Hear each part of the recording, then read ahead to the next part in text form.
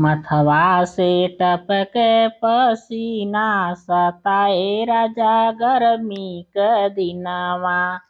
मथवा से टपक पसीना सताए राजा गर्मी क दिनवा।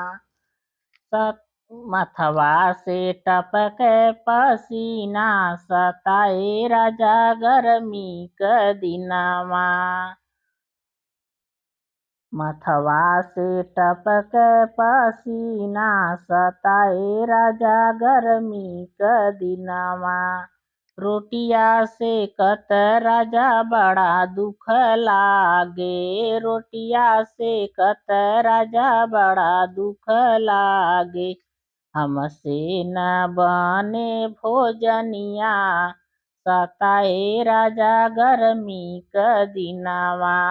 हमसे न बनी भोजनिया सताए राजा गर्मी क दिनवा। मथवा से टपक पसीना सताए राजा गर्मी क दिनवा। मथवा से टपक पसीना सताए राजा गर्मी क दिनवा। मथवा से टपक पसीना सताए राजा गर्मी क दिनवा।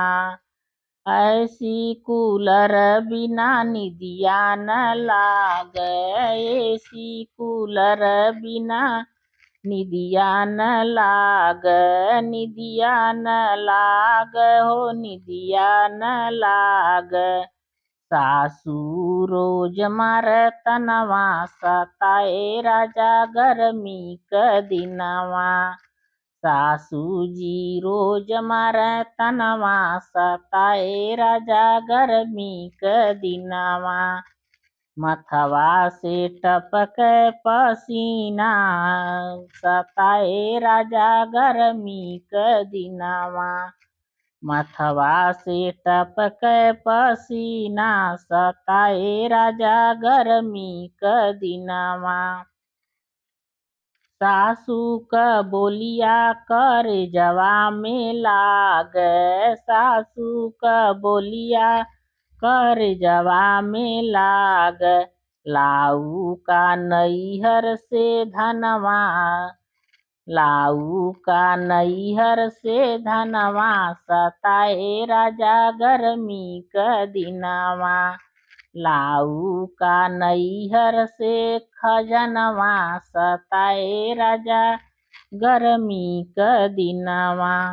मथवा से टपक पसीना सताए राजा गर्मी क दिनवा।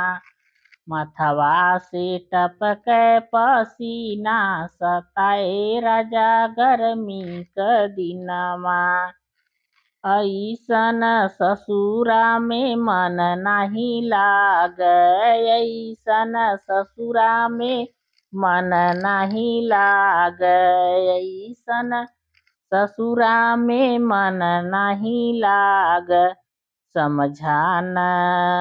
समझान तू ही जोरनवा सताए राजा गर्मी क दिनवा। समझा तू ही समझाना तू ही जरनवा सताए राजा गर्मी क दिनवा।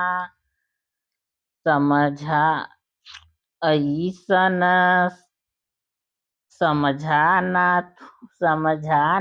तू ही जरनवा सताए राजा गर्मी क दिनवा।